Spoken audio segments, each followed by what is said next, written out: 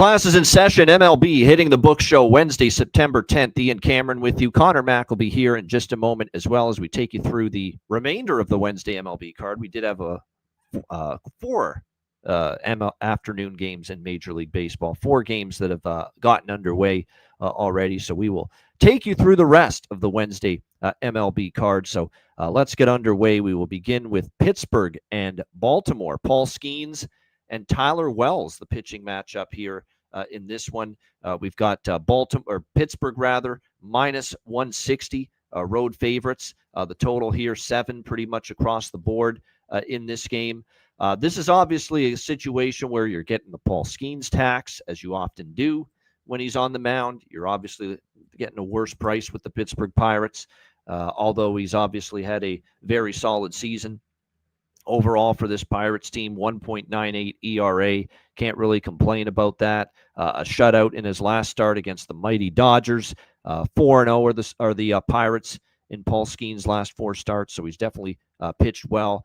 Tyler Wells coming off the long stint on the injured list for the Baltimore Orioles. Remember, this is a guy that pitched well at times for this Baltimore Orioles organization in the past. And when you look at his first start back from the IL, he pitched solid. 2 runs in 5 innings against San Diego, 6-2 Baltimore victory. I think there might be some value on the Orioles here. I know it's scary to bet against Paul Skeens and the way he's been pitching of late, but it's Pittsburgh on the road. They're not the same team as they are at PNC Park. They lose the opener in extra innings to Baltimore, the series opener to Baltimore 3-2 last night. I think definitely it's Baltimore or pass at this number. I haven't bet the game. Don't know if I will, but I definitely think with Wells, capable pitcher, and certainly we got Baltimore the better offense. I'm definitely interested in Baltimore a little bit at this price. Like I said, I don't think I'll bet it, but I've got to lean toward the Ravens, or it's not the Ravens, the Orioles here at this price in that plus 135, plus 140 range. All right, next up, we've got Washington and Miami. We've got Irvin and Perez, the pitching matchup. Miami minus 155, home favorites, 8.5 the total here in this game. I'm not a big fan, obviously, of Jake Irvin. He's had a rough year, 5.73 ERA overall. You look at the recent starts, he has given up 6, 6, 3, 4, 7. I mean, really ugly from Jake Irvin. 10.8 is Jake Irvin's ERA in the last 5 starts. So that's really not the kind of number that you want to see. So it has been a really tough go for him of late. Meanwhile, Yuri Perez has kind of gone back downhill after a nice little stretch where he was pitching well. The last 2 starts have not been kind. The Mets rattled him for 5 runs in the first inning back on August 29th. Didn't even make it out of the first inning. And then he faced this very same Washington Nationals team a week ago and gave up 7 runs on 8 hits in just 4 innings.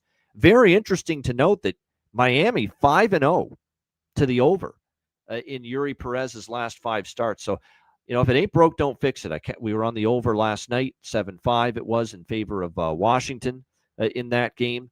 You look at the meetings between these teams in Miami. We're now looking at 5 straight between the Nationals and the Marlins when played in Miami have gone over the total. 7-5, 15-7, 11-4, 7. For some reason, when these 2 teams play in Miami, it's high scoring. So I will go back to the well one more time here tonight with Nationals, Marlins over 8.5 here in this game. And neither bullpen's been great of late either. So I think we'll see some runs here in this one. There are no on-screen graphics today. We're having some issues with the StreamYard studio as far as posting on-screen stuff at the moment. So unfortunately, we won't have those today. But next up, Kansas City and Cleveland. We've got the battle of lefties here in this one. Logan Allen on the mound here for the Cleveland Guardians, and Jonathan Bolin here for the Kansas City Royals. Cleveland minus, it's pretty much even money, minus 110, 8.5 the total. Cleveland's the team that's hot. Kansas City's not. Cleveland's won 5 in a row, 6 of 7. Kansas City's lost 3 in a row, and just 3-6 in their last 9 games. Cleveland certainly been, Kansas City's just dead at the plate right now. 3 runs in their last 3 games combined. It's really hard to trust this Royals team offensively at the moment. That being said, Logan Allen is not my favorite pitcher on this Guardian staff, and he has not pitched great in his last 3 starts. In fact, I'm being kind when I say that. He's given up 17 runs in his last 3 starts, and that's over a span of 16 innings.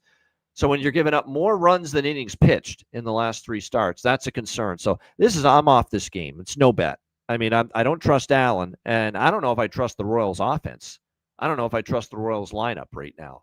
So something's got to give. Allen hasn't pitched well of late for Cleveland, but Kansas City hasn't hit well at all. They haven't hit at all in the last 3 games. Bolin, we haven't seen him make a spot start in over a year. So your guess is as good as mine. How he's going to perform here against this Cleveland team. He does have a 3.57 ERA overall on the season for this Royals team. He's appeared in 26 games, and like I said, 3.57 ERA for him. So no bet for me here when it comes to the Royals and the Guardians. This game is a pass for yours truly. All right, next up we got New York Mets, Philadelphia Phillies, Clay Holmes and Christopher Sanchez, the pitching matchup here. Philadelphia minus 160 home favorites, 7.5 being the total in this game. Philadelphia has certainly gotten the better of the Mets here in the first couple of games of this series, winning on Monday night in that 1-0 shutout. Aaron Nola was good, and so was Nolan McLean, but unfortunately no run support. And then last night, the Phillies got to Manaea pretty early in that game. Very solid outing from Ranger Suarez, and the Phillies were able to get the 9-3 victory last night. Clay Holmes, he's actually been a little bit better in some of the recent starts. He had a rough early part of August. He's given up 3 runs or less 3 of his last 4 starts. But still, I mean, 4.38 ERA, it's average numbers. And the Mets are 0-2 in his last 2 starts. He lost to the Marlins, they lost to the Marlins with Clay Holmes on the mound, and then they lost to the Detroit Tigers in his most recent start they lost to the Tigers with Holmes on the mound. Christopher Sanchez has been pretty damn good this year. Now, what's interesting, and it's the one caveat to this, is he's been great, but the last time, and really one of the few times he's had a bad start, was against this very Mets team. August 25th at Citi Field. He gave up 6 runs on 8 hits and 5.1 innings. Did not pitch well in that game. So maybe a little concern, especially when you're talking about laying minus 160, minus 170 with Christopher Sanchez, that the one bad start he's had in the last month came against this New York Mets team. That being said, it was in Citi Field, and Christopher Sanchez at Citizens Bank Park, where this game is tonight in Philly, he's got a 2.28 home ERA. He's been absolutely lights out here in Philadelphia. So bottom line is I would still lean Phillies, but after taking them the last 2 nights at better price, or last night at a really good price, I thought, I just don't want to take them at this price, minus 170. Either I'm not jumping it back in the Mets right now, though, either. I mean, they've clearly lost the division to the Phillies, and it kind of looks like, the Phillies have their number at the moment, and certainly give Sanchez an edge pitching at home in this game. There he is, the one and only, the right-hand man, Connor Mack in the house. C-Mac, what do you think here for this one, Phillies and Mets?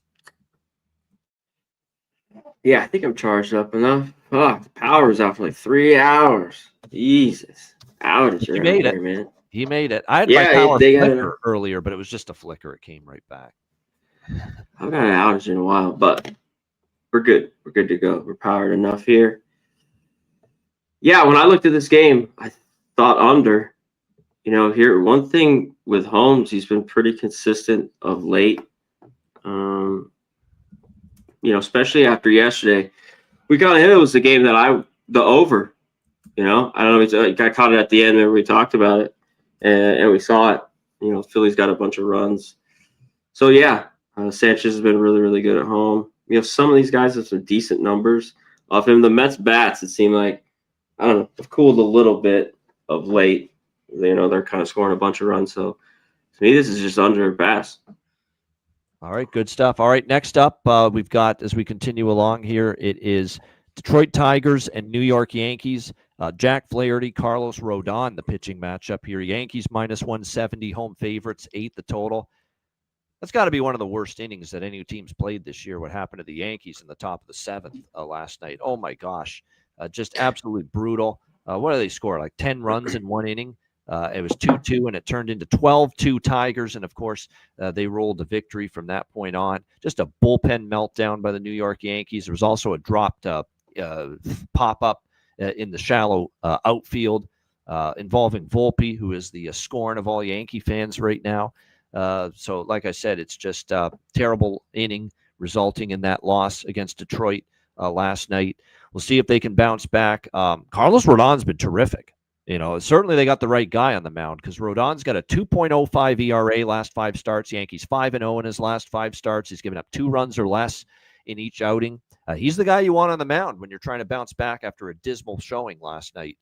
And Jack Flaherty, we've talked about him. He hasn't been as great lately. He's always had issues on the road throughout his career, and he enters this game with a 5.64 road ERA, 7.8 ERA his last 3 starts. I mean, for me, again, this is kind of a lean to the Yankees, but after what I saw last night, and then I look at this price, minus 170, I'm like, yeah, there's better bets to make than laying minus 170 with the Yankees, which I would never do. What do you think here, C-Mac, Tigers, Yankees? Bingo. I just can't do it. Maybe they win by the run. Like, we've gone over it a ton this year. Like, the bats just got to come to play. They're swing and miss too, homers, or some big hits. The Yankees just aren't very good, I don't think. Base running's not great. The fielding, we've gone over it. But you got your guy here on the mound with Rodon. Flaherty's been pretty rough. He's been a little bit better on the road, but for the most part this year, he struggled. So, but there's no way I could take him. No freaking way. Not this guy. No, I don't blame you. All right, next up, we've got the, let's see what's next. Oh, there we go. Houston Astros, Toronto Blue Jays. Jason Alexander, not that Jason Alexander, not George Costanza, taking on Jose Barrios for the Blue Jays. Toronto minus 150, home favorites, 8.5 the total. It looked like that was a win in the bag for Houston until it wasn't. And Brian Abreu blows it in the 9th inning, blown save. Jays tie it. That guy's got problems lately, by the way, Abreu. He almost blew one against the Yankees, I remember, last week as well.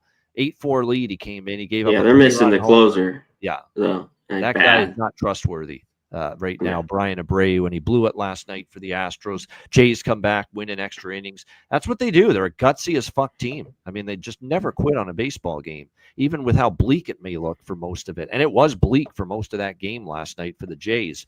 But they never flinch. They never quit. They never give in. And they find a way to come back and win. That's why they're among the league leaders as comeback wins this year are concerned.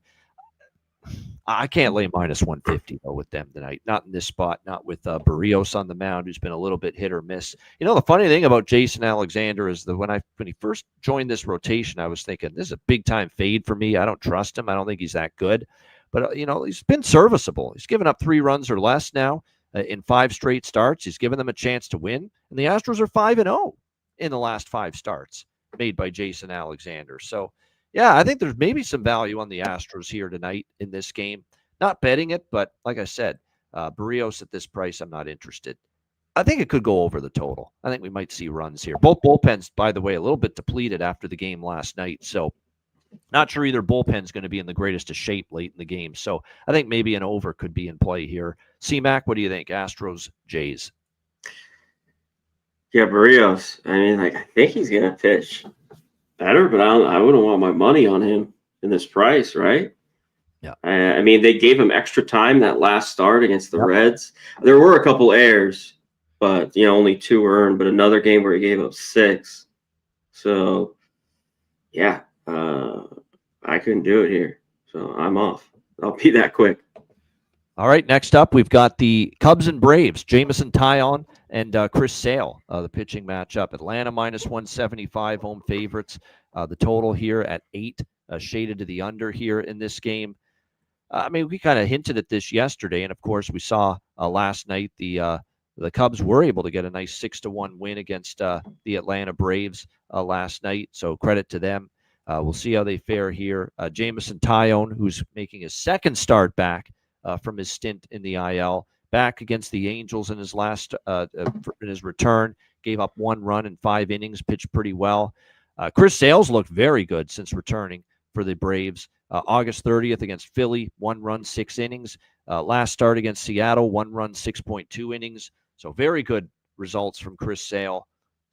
Yeah, it's a pass for me, right? I mean, I don't want to fade Sale, but I don't know if I want to take Atlanta at this. I know I don't want to take Atlanta at this price, minus 175. Perhaps you could take a Cubs team total under. I mean, if I were to get involved in some form with Atlanta, that's the approach I would take, is the team total under for the Cubs, because I could see Sale pitching well here tonight. C-Mac, what do you think here? Cubs, Braves. Yeah, I looked at that a little bit. Tyon's been pretty good of late, so I just don't want to back him now. I don't trust the Cubs. I see the plus price. Why people want to maybe take them, but Sale's just been dominant here. Just Mr. Consistent, seems like. So, If and you're not getting the best price. Maybe the full game under. Yep. Yeah, that was the only thing. That's the other thing in this game, which I really don't. He's been all right. I don't know. Me and Tyon we've had issues in the past. Yeah. Not the best relationship. Exactly. Not the best betting relationship for C-Mac. He's not as bad as Steven Matz back in the day. He's like my ultimate. Just never knew what that guy was going to do. So. Yeah, I hear you on that. All right, next up as we continue along here, it is, let me see. All right, we've got, there we go, Cincinnati and Tampa Bay, Chicago White Sox. Griffin Jacks and Sean Burke, the pitching matchup here. Tampa Bay minus 130 road favorites, 8.5 the total here in this game. Again, this is going to be one of these deals with Griffin Jacks. He's just going to open pretty much here in this game for the Tampa Bay Rays. So it's, like I said, it's going to be mostly a bullpen game, which Kevin Cash invented. He invented the bullpen game years ago, so he's familiar with these, but it's going to be reliever by committee here tonight for the Tampa Bay Rays. You're going to see Joe Rock get the primary assignment here. 3.6 ERA for him. Like I said, Sean Burke, 4.28 ERA coming into this start. The best result possible for me with the best bet, White Sox team total over 3.5. You got to love those games where you cash a team total and they lose the game. Those are awesome. They lose the game, but we hit the team total over 3.5 with the White Sox. I think I'm going to bet it again tonight. I think White Sox can get to 4 runs. Keep in mind, they've been hitting the ball better lately. I think they let Hauser off the hook a few times last night. They could have definitely. They did for sure. 4 runs that they did. You're going to see a lot of relievers for Tampa. I think the White Sox have scored 4, 6, 7, 11, 4, 12, 6 in 7 of their last 8 games. The only game they didn't score 4 runs was Skubal and the Tigers when they faced Skubal and he shut him out. Other than that, they've scored 4 runs in every recent game. So I'm going to take it again tonight. White Sox, team total, over 3.5, minus 110. C-Mac, what do you think? I think it's good. Take it. I think them too, plus money is good. Like you were mentioning, I thought they could have a lot more, a few more runs yesterday. Burke's been better at home for the most part all year long. And, even though the Rays got something to play for, at this price on the road, it's just not something, I'd be taking at all. I think it's the White Sox at this price in this game. All right, Reds and Padres. We got Andrew Abbott, the lefty, and Nick Pivetta for San Diego. Padres minus 140, home favorite, 7.5 the total in this game. I think there might be a little value on the Reds here. Abbott's got good numbers, 2.9 ERA. Has not been nearly as good the last few times. Arizona roughed him up. Mets roughed him up in his last start. So that is concerning. Is he wearing down a little bit? I do think there's a little value on the Reds. They won last night 4-2 to even up this series. The only concern is Pavetta's been pretty solid, pretty reliable, pretty damn good at Petco as well. I mean, Nick Pavetta's home ERA in San Diego, what is it, 2.39? I mean, that's excellent. So, I think there's some value on Cincy because you just don't know what you're going to get from the Padres lineup night in and night out. But, Pivetta does have damn good home numbers. I think that's going to keep me off taking the Reds as a dog, but I do lean to them, I think, as from a value standpoint. C-Mac, what do you think here? Cincy, San Diego. Yeah, I think there's value with him too. Just after a bad start, he's been pretty good, I think. And then the flip side, I think Pivetta will pitch well. Reds haven't hit him at all. No. The numbers in the few starts he's seen him, So back to it here. Talk about leaning the Reds under. This is just under for me. Yep. One of these, if they get really ripped, I think this game stays under. And of course, Padres better bullpen kind of close this down too, as long as there's not a crazy big inning, I think. Yeah, Adrian Morion and, of course, Mason Miller now. That's a pretty good back end of that Padres bullpen right now to be able to put zeros up late in the game. All right, 2 games left. We've got St. Louis and Seattle. Max McGreevy and Logan Gilbert, the pitching matchup. Seattle minus 220 home favorites. The total here, or Michael McGreevy, I should say. Seattle minus 220, 7.5 the total in this game. McGreevy, not pretty in his last start. San Francisco got to him, 2 homers, 6 runs, 9 hits, 4 innings. So not good for McGreevy the last time we saw him pitch. Gilbert has been pretty steady. He had 1 bad start in Philadelphia. Other than that, he's pitched well. Other starts, he was great last time here in Seattle against the Athletics. 1 run in 6 innings, and he had 13 strikeouts in that game as well, Logan Gilbert. So, last night I said it. I'm going to split it with Seattle -1 run line and team total over 4.5. Both of them cashed in the game last night. Seattle ended up winning 5-3. I think I'm going to do that again tonight. Seattle run line, Seattle team total over 4.5. Split them. I think there's a chance you go 1-1. Certainly a good chance you go 2-0. And they have been winning games by multiple runs of late when they've won. So, like I said, run line and team total over 4.5. Some kind of combination of that with the Mariners is what I'm interested in here in this one. What do you think here, Connor? St. Louis, Seattle. Yeah, I think this could be an ad for me. We talked about it. Both sides. Cardinals, got 3, nothing else. It's 2.5, but I think Gilbert, he's been that good at home. You know what I mean? And the 2.5, under 2.5 for the Cardinals team total. Yep. I think it's like plus 125. I think I'm going to have to take that here again tonight. I usually, want the 3.5, but with a guy who's just been this good at home, I like that a lot. And then McGreevy, he got hit his last start. He had started to pitch better. This guy's stuff, right? He's got pretty good stuff, but I've seen him get lit early. I faded him. Yeah. So he's another.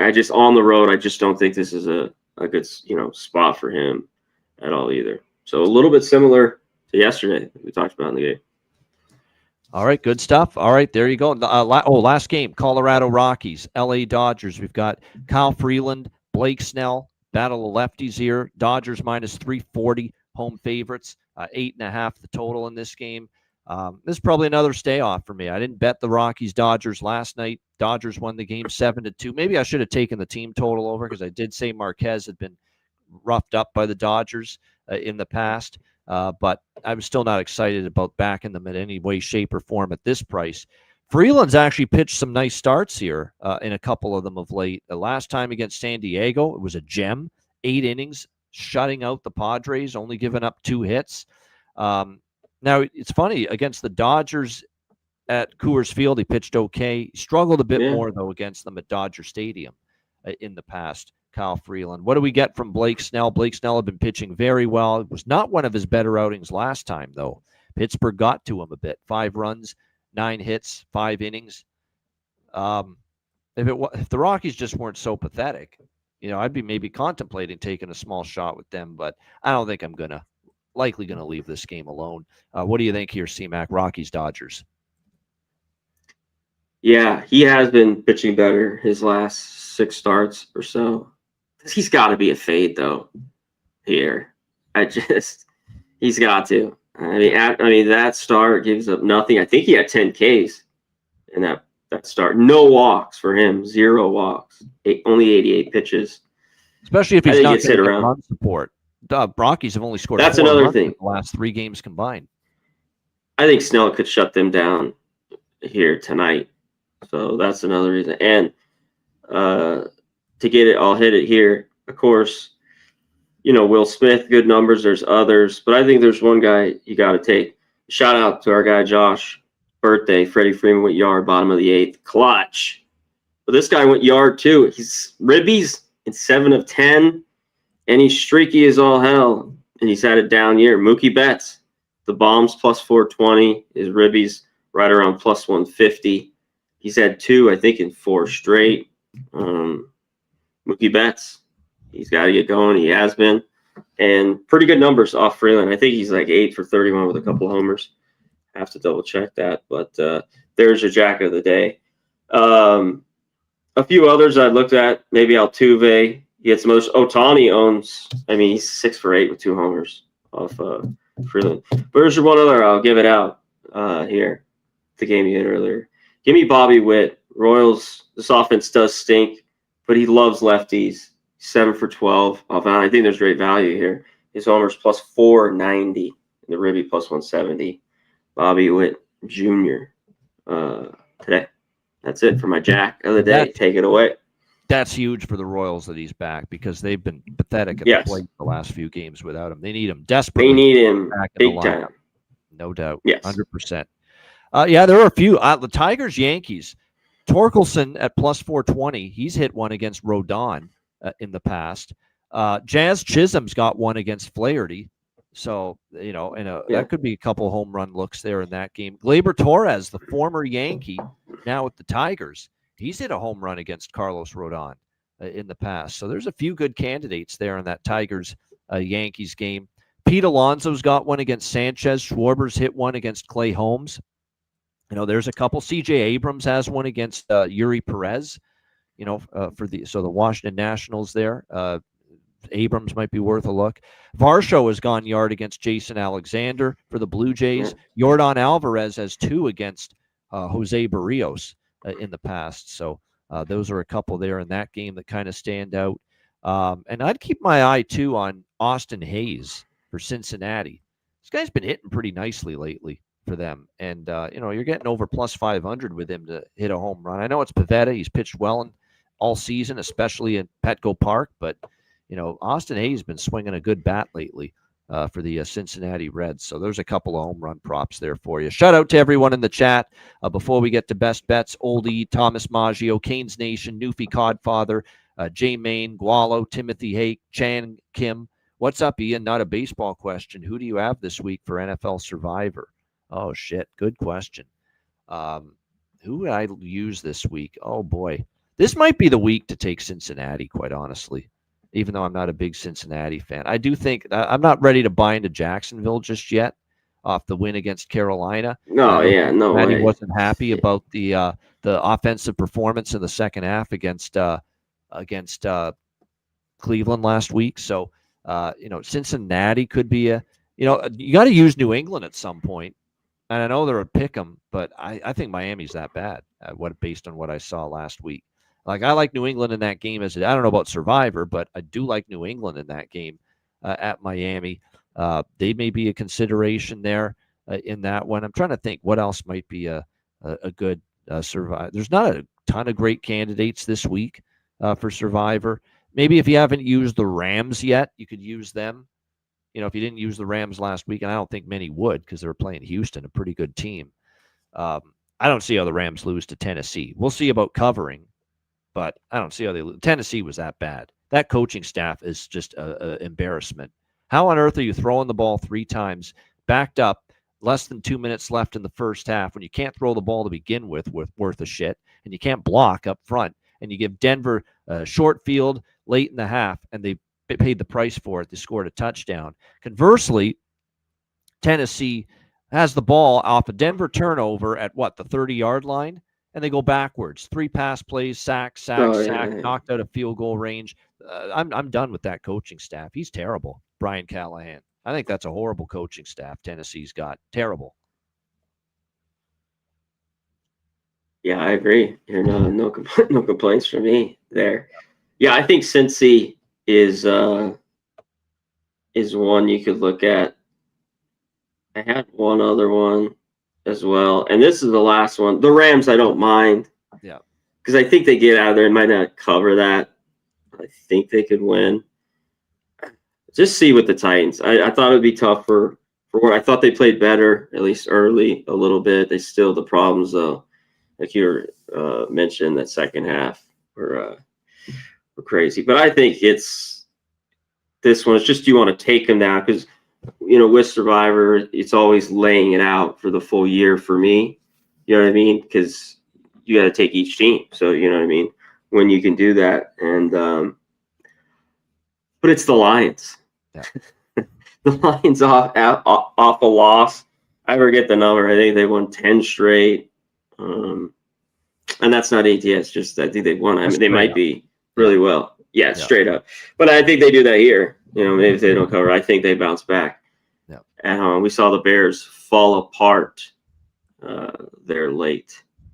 Same old Bears, under 8.5 wins. I was pretty giddy for that, for the under 8.5 wins, because I thought this team, even if they take strides, I don't think they can win 9 games this year. So if you want one there, it depends if you want the Lions now a little bit. There, that's it. No doubt. That is it. Absolutely. Good stuff. But there we go. Glad we could answer that question for you there, Chang. But yeah, NFL Survivor is, like I said, it's you need to be good. You need to be lucky.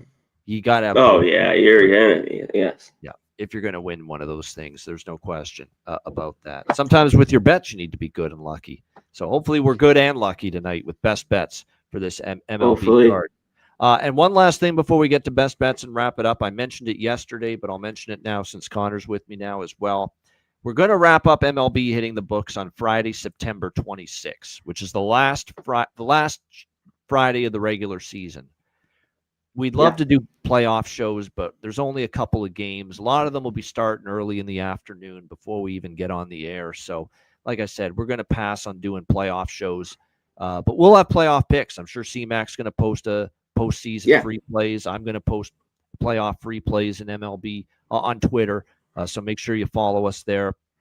But our last official show for the baseball season, MLB regular season, will be Friday, September 26th. That'll be our last show of the season, last show of the regular season, because that's the last Friday of the regular season. The regular season ends Sunday, the 28th, that weekend. So that's the schedule for MLB. We'll be wrapping it up at the end of September. But it's been a great season. Been a great doing this show. Oh, for sure. Here, I'll give you my best bet. I already hit it earlier. Reds Padres under 7.5. Back to it with these two pitchers. The bullpens, I don't trust the offense. So that's it. Under Reds Padres under 7.5. Good stuff. Reds Padres under for C-Mac for his best bet. My best bet here for this Wednesday MLB card. I'm just going back and forth between a couple. Let's see. I'm going to go with Nationals Marlins. I mean, these two teams just play overs in Miami. It's ridiculous. Every recent head-to-head game, Nationals Marlins down at Marlins Park, Lone Depot Park as it's called now, has gone over the total. Perez has kind of hit the wall. He hasn't pitched as well, Yuri Perez, and Jake Irvin's been atrocious. The bullpens aren't trustworthy. So 8.5, we'll go over again with Washington and Miami. So there you go. Washington, Miami over 8.5 for my best bet. Shout out to the chat. Good stuff. Hit the like button on the way out. We appreciate it very much. And we're back on Friday for our final show this week of MLB hitting the books. Final show, on Friday. Also, going forward, we will have tips are on. If you guys ever want to tip, we just have that on now. Oh, yeah, we got YouTube approved. So, give us a tip if you want. Subscribe to the channels. All that stuff's going to be available pretty soon, probably. Yeah, we'll have maybe like just a low, small money membership. Yeah. And let me know what you guys would like, because I think with two things with MLB ending is we could do maybe cut back or do like some obscure games like Thursday or Friday event like that we don't do on Monday. Right. Because usually you hit the big games. Yes. And maybe we could do that just for the members. We could do like 10 kind of that we're or you and me are looking at. We could go through that. Maybe we'll give you a Missouri State, Middle Tennessee State breakdown one week. Type that. Yes, exactly. We'll each go have, 5 games, something like that. Let me know that. Or if you like, I'll come on and do NFL. I'll do a solo show if you guys want a little NFL. I was thinking maybe that for like a membership or a prop for NFL show. But let us know. Let me know if you guys would like that. Especially for the members, I wanted to do kind of a show or two for them for, if we have this membership. For supporting the channel, 100%. Yeah, especially all the regular guys in here, the day in and day out. I appreciate all you guys, Thomas, Chang, Canes Nation, my dude, J Man, all you guys in here, Old E, of course, everyone in here, Steven Harrison, my man, Nick. So yeah, just let me know. Let me know what you guys maybe want. Sounds good. In that Like regard, I said, we'll do bonus it. content, you know, and Yeah. for a little membership thing, we'll get that rolling here with the Hitting the Books channel, no question. Yeah, we'll do it soon. Yeah. I kind of just wanted to get a little bit of feedback. What you guys, you kind of stick to college. If you want some NFL, let me know, and we'll kind of get a small type show and kind of run through it. Yeah, no doubt. We'll throw in a little NFL as well. No doubt if people are interested. So yeah, great stuff. And like I said, we appreciate the channel, hitting the like button. Whether it's sending along a tip, becoming maybe a member in the near future, all that stuff. We appreciate all the support for sure. For Connor Mack, I'm Ian Cameron. Have a great Wednesday night. Enjoy the games and good luck. And we will be back with you on Friday, 5 p.m. Eastern. Actually, no, sorry. We'll see you Monday for college football in the book. That Tycat game for yours truly, home game Friday night. Oh, nice. Yep. Good. So no, okay. We're done. We're done for the week. We'll see you on Monday for college football. See you Monday. We'll see you Monday. Yeah, it's just the way it is. Friday night home games. I leave early. Can't do this show at 5 p.m. Eastern. So we'll see you Monday. So no show tomorrow or Friday this week, but we will be back Monday. College football hitting the books, 1 p.m. Eastern, 10 a.m. Pacific. And then we will get back to Tuesday, Wednesday, Friday, MLB next week with hitting the book this time. There you have it. Enjoy your Wednesday night. Enjoy the games and good luck. We'll see you Monday for another edition of Hitting the Books. Until then, class dismissed.